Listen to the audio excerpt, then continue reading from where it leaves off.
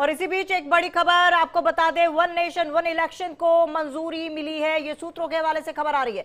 सूत्र बता रहे हैं कि केंद्रीय कैबिनेट बैठक में यह फैसला लिया गया है और इसी सत्र में यह बिल पेश हो सकता है। तो सूत्रों के हवाले से बड़ी खबर, वन नेशन वन इलेक्शन को मंजूरी मिल गई है, ये सूत्र बता रहे हैं। और केंद्रीय कैबिनेट बैठक में यह बड़ा फैसला लिया गया है और सूत्रों के हवाले से ये खबर भी आ रही है कि इसी सत्र में बिल पेश हो सकता है। तो केंद्रीय कैबिनेट की तरफ से इस वन नेशन वन इलेक्शन को मंजूरी मिल गई है, ये सूत्रों के हवाले से खबर आ रही है। तो वन नेशन वन इलेक्शन को मंजूरी मिल गई है, ये सूत्रों के हवाले से खबर मिल रही है। और ये भी कहा जा रहा है कि वन नेशन वन इलेक्शन को केंद्रीय कैबिनेट बैठक में मंजूरी मिली है, ये फैसला लिया गया है वन नेशन वन इलेक्शन को लेकर और इसी सत्र में पेश हो सकता है बिल।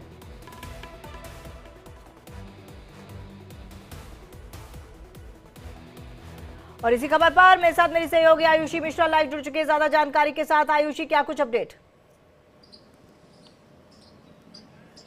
जी बिल्कुल, वन नेशन वन इलेक्शन को लेकर कई महीनों से इस पर चर्चा चल रही है कि सरकार जल्द ही सदन में पेश करेगी, लेकिन अब ऐसे में कैबिनेट ने इसको मंजूरी दे दी है और जल्द ही सदन के पटल पे हम वन नेशन वन इलेक्शन को लेकर पक्ष की बीच में जो चर्चाएं होंगी वो हम देखेंगे और ये बिल जल्द ही पास हो सकती है। अब ऐसे में वन नेशन वन इलेक्शन को लेकर जितनी भी तरह की बातें जो अलग अलग जगहों से सुनने को मिल रही थी, विपक्ष लगातार इसको लेकर हमलावर था कि इस देश में वन नेशन वन इलेक्शन नहीं हो सकता है या अगर हुआ भी तो अच्छे तरीके से चुनाव नहीं हो पाएगा। लेकिन अब जाकर सरकार इन तमाम चर्चाओं के बीच पूर्ण विराम लगाते हुए कैबिनेट की आज बैठक जो हुई उस बैठक में वन नेशन वन इलेक्शन को मंजूरी दे दी गई है और अब ये सदन के पटल पे रखा जाएगा। और ये बिल जो है, ये उम्मीद है क्योंकि 20 तारीख तक शीतकालीन सत्र है अभी, मतलब कि समझिए तो अभी 8 दिन का वक्त और है सदन के पास शीतकालीन सत्र में, और इसी सत्र में वन नेशन वन इलेक्शन जो है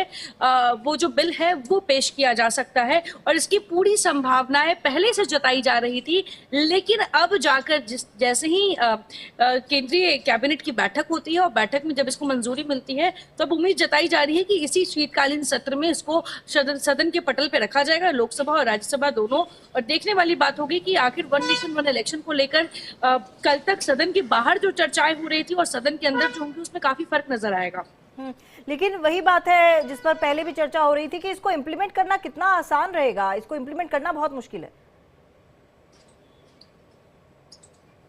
जी बिल्कुल, विपक्ष लगातार ये सवाल खड़े कर रहा है कि वन नेशन वन इलेक्शन अगर आप राज्यों में और केंद्र में एक ही समय पे चुनाव करवाने की योजना बनाएंगे और अगर आप ऐसा कोई कानून लाएंगे तो कहीं ना कहीं पक्षपात हो सकता है, क्योंकि लगातार जो विपक्ष है वो ईवीएम पे भी सवाल खड़ी करती है, कभी इलेक्शन कमीशन के खिलाफ खड़ी हो जाती है। और ऐसे में वन नेशन वन इलेक्शन जब आप एक ही समय पे राज्यों में और केंद्र में एक साथ चुनाव करवाएंगे तो उस वक्त विपक्ष के अंदर ये डर है कि कहीं ऐसा ना हो जो ये आज तक आरोप लगाते आ रहे थे वो सच हो जाए। लेकिन अगर केंद्र की बात कर ले, अगर सरकार की बात कर ले, तो सरकार लगातार ये कह रही है कि ये केंद्र सरकार और इलेक्शन कमीशन की खुद की जिम्मेदारी होगी और वो इस इलेक्शन को, वन नेशन वन इलेक्शन को जमीन पर लागू करने के लिए सक्षम है और इसीलिए वन नेशन वन इलेक्शन को लाना चाहते हैं।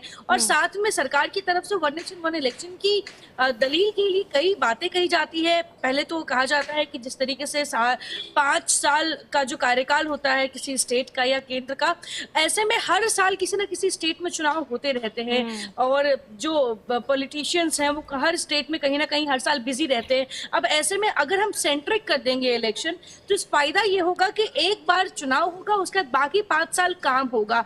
चुनाव में लोग अपने आपको इन्वेस्ट नहीं करेंगे, चुनाव में जो फंड्स इन्वेस्ट होते हैं वो बहुत ज्यादा बटेगा नहीं, वो एक बार में ही हो जाएगा, तो चाहे वो चुनावी कैंपेन की अपील है। लेकिन अगर इसके विपक्ष की हम बात करें तो लगातार ये भी सवाल खड़े किए जा रहे हैं कि जो दल हैं जिनको आदत होती है सरकार गिराने की, उनका क्या होगा? उसके बाद अगर सरकार गिर जाती है तो उसके बाद मध्यावधि चुनाव होंगे या नहीं होंगे? अगर नहीं होंगे तो फिर ऐसे में क्या राष्ट्रपति शासन लगेगा? ये तमाम सवाल भी है, इनके जवाब भी मिलना बहुत जरूरी है।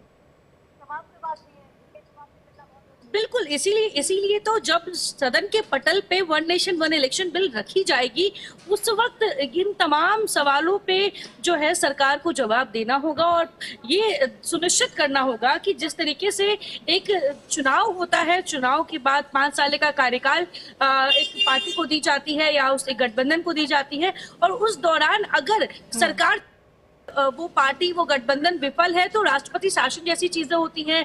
कहीं पे विधायक अगर विधायक या सांसद उस सीट को छोड़ के कहीं और जाते हैं या उनकी मृत्यु हो जाती है तो उसमें भी दोबारा चुनाव करवाने की संभावना होती है। अब ऐसे में जहां पूरे साल हर साल इतने तरह के चुनाव इस देश में होते हैं, कभी उपचुनाव होते हैं, कभी विधानसभा होते हैं, कभी लोकसभा होते हैं, कभी त्रिस्तरीय पंचायत चुनाव होते हैं। अब ऐसे में आप सबको एक ही जगह एक ही साल अगर आप करने की बात कर रहे हैं तो क्या इन तमाम ये जो उपचुनाव और जो बाकी जो राष्ट्रपति शासन और जो ऐसे बिल्कुल इसको इम्प्लीमेंट कैसे करेंगे इस बाबत भी अब विचार करना होगा।